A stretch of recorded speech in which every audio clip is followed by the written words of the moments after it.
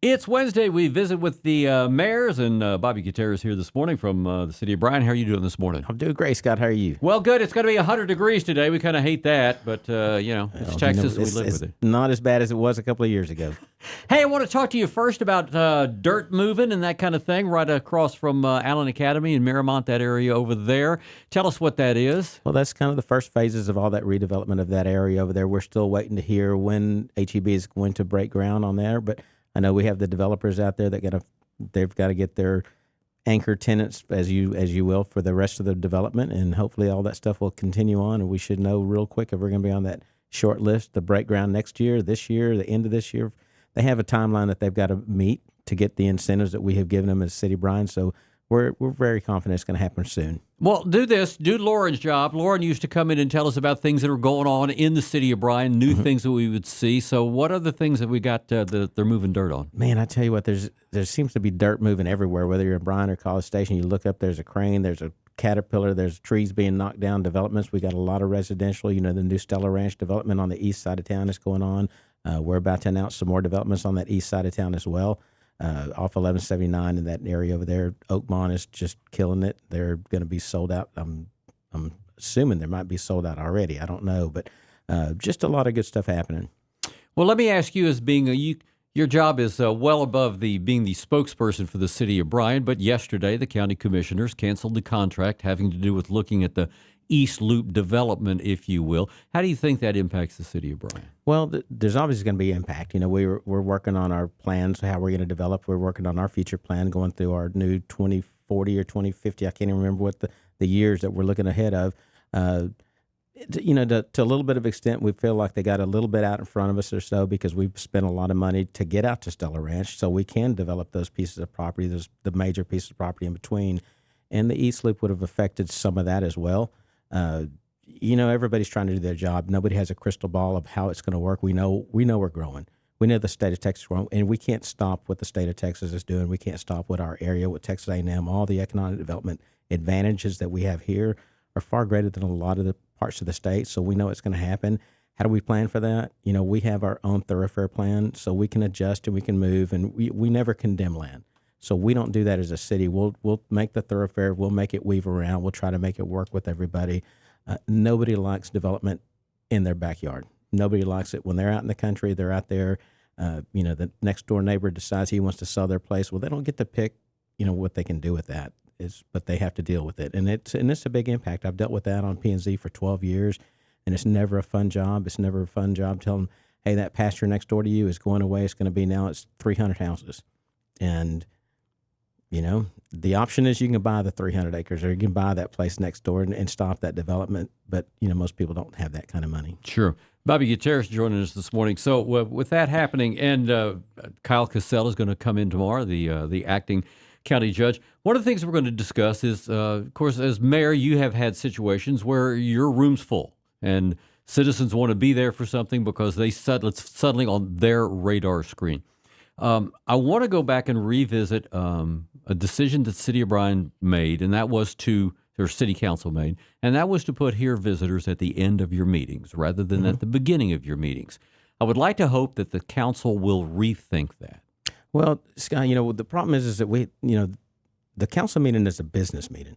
So it's a business that we do business, that we have people come in, that we're scheduling them, they fly in, they fly out, they're doing, these guys come from out of town, whether they're giving us bond stuff or whether they're doing any kind of presentation they have to do, they have to make arrangements to fly in and they have arrangements to fly out.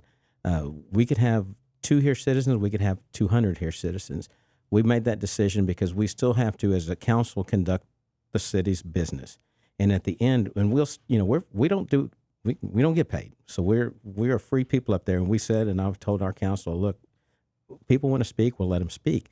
They can speak as long as they want. We'll stay here. We stay there till midnight, 1 o'clock. It doesn't matter as long as we have people there. But we have to conduct that business first. And our meetings aren't long. Mm-hmm. Our meetings might last an hour and a half. So for someone to not say that this is so inconvenient that they have to wait till the end, I don't think that's relevant. I don't think that's true. I think we owe it to the people who we're paying. Some of these people we're paying as consultants to be there. And the longer we're there, the more they're getting paid. So we're looking at the city's interest as well, the taxpayers' interest. We're fiduciaries for that, and we have to conduct that business. And then we'll listen to people talk about whatever they want to talk about the rest of the time. Sure. Bobby Gutierrez joined us this morning. Finally, like to ask you about City of College Station got their first presentation on what would end up being, even before the land was acquired, a $500 million plus, $500 million either convention or conference center. I think that the city manager inferred that there is certainly general knowledge between the other parties that they would like to see join into this, maybe, whether it be the city of Bryan, city of the county, or Texas A&M. Can you give me some thoughts right now on where the city of Bryan would be as College Station looks at a convention/conference center? Well, we're obviously going to keep our eyes open. We're going to keep our ears there, and we're going to figure out how, do we feel like we need something like that? We got to look at the assets that we have now. We have the Expo Center, we have the Brazos Center, we have Legends Event Center. One of the things that concerned us when we were looking through that presentation is I had Legends Event Center is 40,000 square foot of convention space. Well, we know we have almost 70,000 square foot of convention space. So that's right off the bat, it draws some flags, and we got to say, okay, my job is to take care of the citizens of Bryan and the city of Bryan, but keeping up with the economic welfare of our whole community, because we all are interrelated, whether it be A&M, whether it be College Station or Brazos County. We all have to make sure that we're taking care of each other. We were talking about that earlier. Legends Event Center does a very, very good job of bringing in stuff. It's exceeded all of our expectations. And we also know that a lot of that hot tax goes to College Station. So, we don't have the hotel infrastructure around Legends that we thought that we needed. And until you prove something, nobody wants to come in there. They don't want to be the first in there. So we know we're looking right now for, one hotel, maybe even two hotels just around that area to bring that up. And if we do something, I'd love to see something in the form of an ILA. If we've been, go down that path so we can share. If we're going to share the expenses, we need to share the taxes and we'll share the revenue as well.